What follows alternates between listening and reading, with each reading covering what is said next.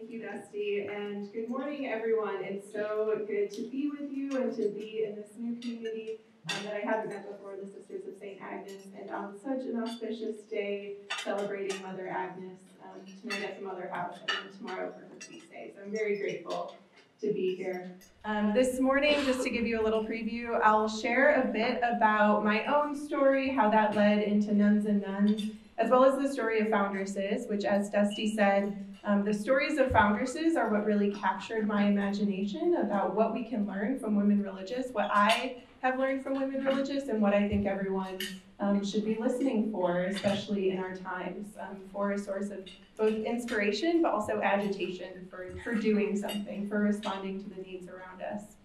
So I'll share some of my reflections and stories, and then we'll have some time for conversation at your tables, and then we'll bring it back into some full group discussion or questions and answer, whatever the full group wants to talk about. So that's a bit of the flow. So we will be going back into your tables to be able to spend more time thinking about these ideas with those sitting alongside you. So to start off, I want to share first who I am and where I'm coming from, how I found myself in this unexpected work with Catholic sisters.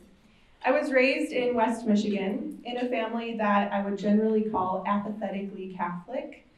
We sort of went through the motions of faith, and I went through sort of the checkpoints of Catholic formation. But it became clear to me sort of through that formation and confirmation process that the tradition just didn't feel like it was for me. I couldn't see myself in it. And I didn't contain sort of the certainty that it felt like I was being asked for. And so when I was a young person, maybe 14, 15 years old, I spiritually, mentally, emotionally sort of left the church and identified as secular or agnostic after that, because I wanted to explore what else there was, what other wisdom traditions there were, where else I could be learning from. And years later, in college, I ended up studying politics and human rights. And it was actually through my study of politics that I ended up sort of re-entering into the exploration of religion. Through my study of human rights, I learned of a pastor in France who inspired a whole town to shelter thousands of Jewish children from the SS during World War II. It was through my classes that I learned of the contemplative and meditative practices within and across different traditions. And I learned of this undercurrent of the tradition that I came from, Catholicism, and this undercurrent of feminist and womanist theology that was not being taught in parishes, but was being taught in my religion classes. So my spiritual journey ended up continuing through the study of comparative religion. And after college, I began doing interfaith organizing work in West Michigan, in Grand Rapids. And the region is sort of known in Michigan as the Bible Belt of the state, with a strong cultural, social influence of Reformed Christian thought. And I again experienced this challenge of being a woman in a faith context, similar to the challenge of growing up Catholic as a young woman. It felt like I was sort of given a back seat to faith because I didn't warrant sort of the credentials that gave me a voice to speak to authority because I wasn't ordained or didn't have the right title. And so during those years, sometimes working in faith as a woman made me feel a little bit invisible. That is until I started hanging out with Catholic sisters. The Dominican sisters in Grand Rapids showed up everywhere across the city. They started neighborhood centers, they worked with the local environmental efforts, they volunteered on all of the interfaith committees, they started the college in our neighborhood, much like Marian University here. The more I saw these women around, the more I realized that they were quietly building up the foundation of this city, and the more I wanted to learn about them. So 3 sisters come to mind when I'm reflecting on the relationships with the Dominicans: Janet, Barbara, and Lucianne. So first, Sister Janet. Within the first few months of working, I was asked to chair the committee to plan our annual Thanksgiving celebration, Interfaith Thanksgiving celebration. By nature of being a committee consisting of religious leaders alone, i.e. people with approved credentials to speak to their tradition, it was mostly men. And it was a challenging space to work in. Me, a young 22-year-old woman who identified as non-religious, trying to wrangle the opinions of a dozen or so clergy about how we should celebrate something together. And it's not that we didn't get along. We were good friends and we loved organizing the event together, but each person was used to having their way in their own space. So it was a really challenging space and sort of one of the first challenges I faced doing interfaith work. And Sister Janet, at our first meeting, Sister Janet was the only other woman there at that meeting. And she came up to me afterwards and said, "You are doing a great job. These guys are so hard to work with, and you're doing it, and you're keeping us moving forward, and keep it up." And her witness of me in that moment, and many more moments to come, gave me the strength and confidence to keep going in the midst of those challenging spaces. Another story and another sister is Sister Barbara. In my second year of work, I got a phone call from Sister Barbara, who hosted a local community media television show called Focus on Issues. In it, she always sought to bring various nonprofits and organizations together to give multiple perspectives on one community issue. She asked me to come on the show with a few other young people to discuss interfaith efforts in the city from the millennial perspective. And this was the first invitation I received that was about sharing my voice, rather than my role in helping other voices be shared. And it was the start of a friendship and collaboration that still remains today with Sister Barbara.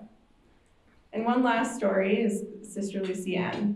A few years later, in 2015, I showed up at the Downtown Climate March, which was organized by the Environmental Action Council and, of course, also organized by the Dominican Sisters.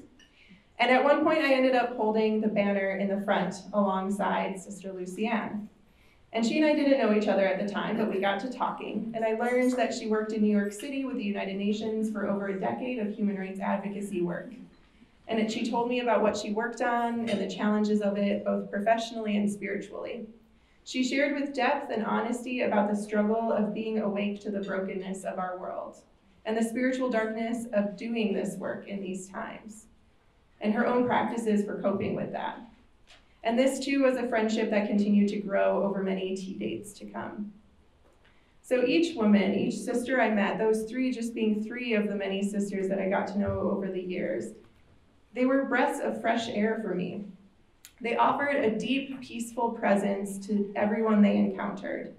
They provided a strong witness, especially to other women, and young women like me. And later I learned through my friendships with them and their community that there was even more to each of them than what they were telling me. They would never actually tell me the PhDs that they had, the roles that they've held across the city. There was so much more leadership behind each of them as an individual and as a community. So each relationship with these sisters opened up to me whole new worlds. While I was raised in the same tradition in which these women were leading, they were not the leaders that I was exposed to growing up. Their stories were not the ones that were told from the pulpits on Sundays. And these weren't the histories that were taught in formation class. So these stories, the histories of these women, I had to discover for myself. And they felt like a missing piece of my education and formation as a young woman and as a seeker. So as I was continuing my journey as a seeker, I felt that these women might be the perfect companions for me. They appreciated my questions. They didn't try to answer or brush away the questions, but they held them with me. And so I began to find more and more excuses to meet them for coffee or to organize events together. So eventually that led to us organizing our own gatherings that we called Nuns and Nuns, and UNS and NONES, because I knew I wasn't alone, that there were many young women who were organizers or activists or social workers who were looking for relationships and community in the midst of the challenging times that we're living in. So women religious, or sisters and nuns, met with my cohort who were millennials and seekers and those traditionally outside of religious traditions. So rooted in years of deepening relationship, we co-created this space where our two groups could learn how to be together and what we could learn from each other in that space. We met in circle, we shared our stories, and immediately felt a deep resonance with each other. Although there was much that was different on the surface, our ages, our affiliations, our choices, our commitments, we heard similarity in the questions we were asking, the challenges that we faced, the types of lives we were committed to living, and the practices that guided our spiritual lives. So that was 3 years ago this spring. We kept meeting on a regular basis. It was every other week that group would meet regularly to explore those questions with each other. And so this is the point from which Nuns and Nuns has unfolded as this movement of seekers together asking questions. It was a place of authentic relationship and mutuality, co-creation of community and a collective holding of questions, and curiosity about one another's callings and commitments, a listening for what could emerge through our conversations and collaborations. There's much more to say about Nuns and Nuns, and I hope we'll have a chance in the question and answer and discussion to share more. But I want to talk about the women and the women's energy that really drove Nuns and Nuns to be created, which is the model and energy and models of foundresses, the women religious founders from across time.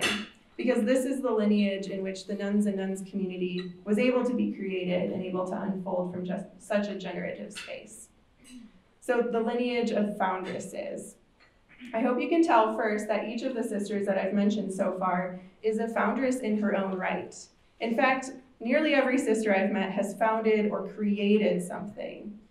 Back in Grand Rapids with the Dominicans, I noticed again and again the inner and collective power that sisters held. They stepped into leadership positions when they were called upon by their community to do so. They would create an art center when there wasn't a creative space for children. They contributed to public conversation about issues that mattered by just starting a television show. These women start, create, and found things when they see a need in their community. And there are 3 elements that lead them to be able to do this: passion, people, and purpose. And it's the passion, people, and purpose that are the gifts that religious life can give to sisters, that sisters then give to the community. And there are 2 other gifts that these women have built upon in order to create these things, and that's history and heritage. These sisters are not anomalies in their stories, rather pulling on a thread of their tradition, which is imprinted in the DNA of their community. Their decisions to create something to respond to the needs calls back to their own foundresses, the women who started their communities centuries ago. So for this Dominican community in Grand Rapids, it was the 4 women who left Germany to travel to America, responding to the call, "Sisters, come and teach." These 4 women arrived to New York first and then Michigan in 1877. And as the stories go, the women arrived by boat on a Thursday and then had started a school by the following Monday.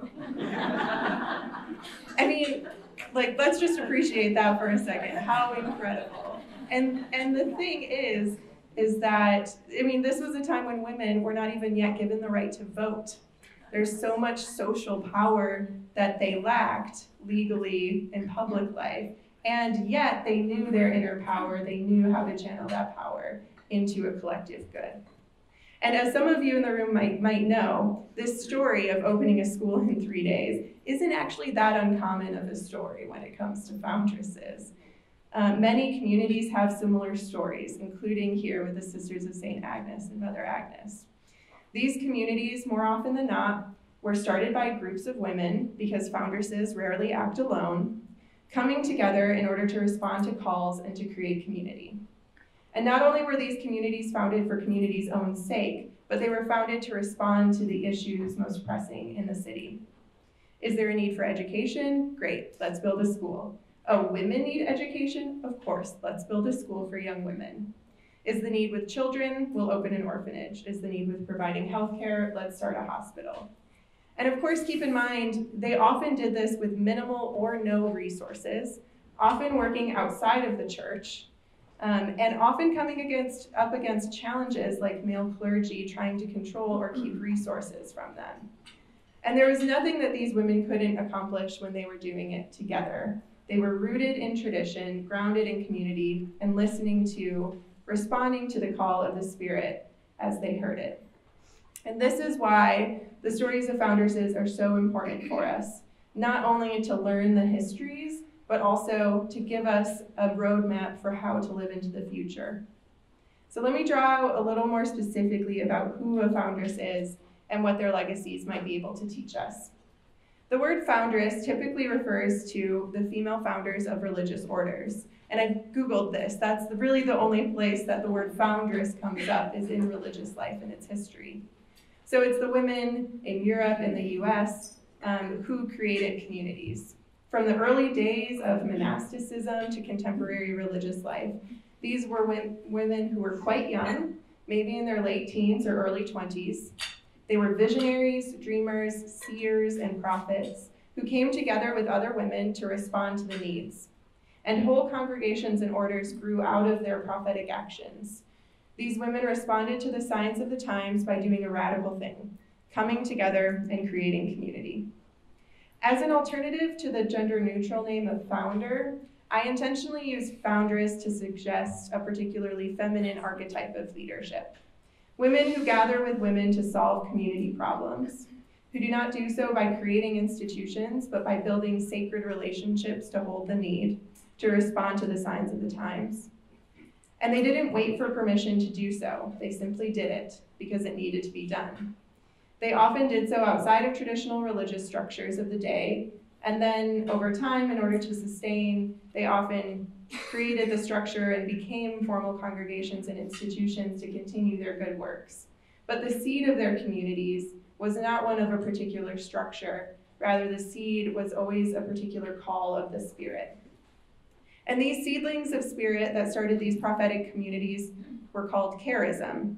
And I love the concept of charism because it's so much deeper and more purposeful than just a mission statement.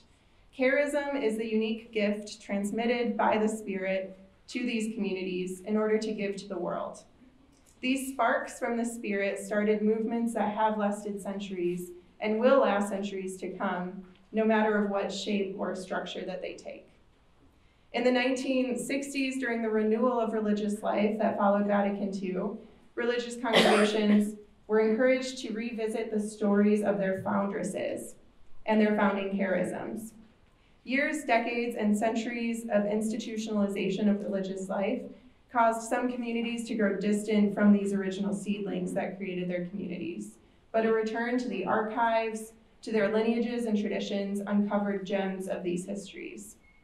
And not only that, but for many sisters exploring these histories, the stories created a renewed imagination for their time. In a recent journal from the Leadership Council of Women Religious, an interview with writer and peacemaker John Paul Lederach explores this idea. In responding to a question about the process of transformation that religious life is undergoing today, he spoke about the role of the artist. And this is his quote. "The artist is always before a blank canvas, a block of clay, or notes on a piano, where there is always the possibility that in this moment, something might emerge in the world that has not existed previously. This places a person into a generative location. It is that generative quality that actually gives birth to each religious community. Back when a group of sisters started a particular community, there were a few of them who were extraordinarily generative. Something emerged around their essence that took a form and then was passed on." And I love this language that John Paul Lederach gives us of the extraordinary generativity that can start and sustain communities. And I think it's the call today, which I understand not only to be a call for religious life, but for spiritual life more broadly, and even for our shared public civic life, is a call toward this generativity of moral imagination. A call to be artists and poets and prophets, to take the blank page, the community, the organization in front of us, and to mold it anew, inspired by the essence of the original intention of it. To find the shape that fits our time while also returning it to its source, to that spark of inspiration. And this is precisely what the foundresses offer us, a legacy of this generative co-creation. They are the lineage of women's leadership that we can look to today from across our institutions and organizations. And most importantly, and I say this as someone who admittedly is not a sister and not even really Catholic, I think the lineage of foundresses is a lineage for all of us. For all women who are looking for models of feminist leadership from throughout the ages, from across traditions and disciplines. A lineage for all of us who have been shut out of typical leadership positions, whose voices have been silenced or spoken over, whose roles have been overlooked or ignored. a lineage for all of us who are seeking the collective and communal stories and solutions to the greatest challenges that we're facing today. And if foundresses can exist within the Catholic Church, which, if we're being honest, is one of the largest, most hierarchical and patriarchal institutions to possibly ever exist, if foundresses can exist there, then where aren't we possible? In Sister Joan Chittister's book, Fire in These Ashes, she argues that feminist leadership is one of the great gifts that religious life can offer mainstream society today. Sister Joan wrote, "For over 1,500 years, communities of women have lived independently of male religious orders, governed their own institutions, developed their own works, built, managed, and financed their own enterprises. To discuss the rise of feminine consciousness without discussing the rise and decline of religious congregations of women is to lose a wealth of women's history, a plethora of women's models, and a treasury of women's accomplishments. No matter our religious or spiritual identity, no matter our vocation or career, these histories are also for us. The foundresses provide each of us with a blueprint of what women's leadership can look like. It is a path of holy listening, of collective discerning, and of prophetic dreaming." At a recent gathering with my fellow Nuns and Nuns organizers, we joked that what foundresses might look like today are wise women with vision boards. So when you think of wise women with vision boards, who do you think of? Who comes to mind? Who do you imagine? I think of Sister Simone Campbell, Sister Joan Chittister, and Sister Helen Prejean, who have written books and run organizations that have shifted national and global conversations. I also think of Leslie Knope and Ann Perkins from my favorite show, Parks and Rec, who turned an empty lot into a community park. I think of Adrienne Marie Brown, Grace Lee Boggs, and Octavia Butler, prophetic women of color who vision and manifest more just futures. And I think of state representatives Alexandria Ocasio-Cortez, Ayanna Pressley, Rashida Tlaib, and Ilhan Omar, who have ignited a movement of young people who are showing up to our political processes in new, renewed ways. From religious life to popular culture, community organizing to politics, we see women gathering with other women, getting stuff done by creating the communities in which to do so. These are wise women with vision boards. These are foundresses. I have almost complete confidence that nearly all of you have stood at a whiteboard and plugged out a vision alongside other wise women. And what you might not realize, or what you might realize, is that so many women before you have also done that for centuries, for millennia. Perhaps their voices weren't included at the boardroom table, or their stories weren't passed down in our religious or history books, but they were there. And they're here with us in presence of spirit, but also probably sitting next to us at the tables. So I'll conclude my remarks with this last offering. Women are creators. We are co-creators. We know in our bodies how to give birth literally and figuratively. And we also know how to midwife new life and manifest new ideas. Most importantly, foundresses remind us of our innate generative spirit and capabilities, and how this generative spirit can be a gift for the world. Foundresses invite us to ask of ourselves and of one another a twofold question, and I'll end with this. What wants to be born in me, in us today, and what needs to be created in this world to make it a more loving and just place? Thank you.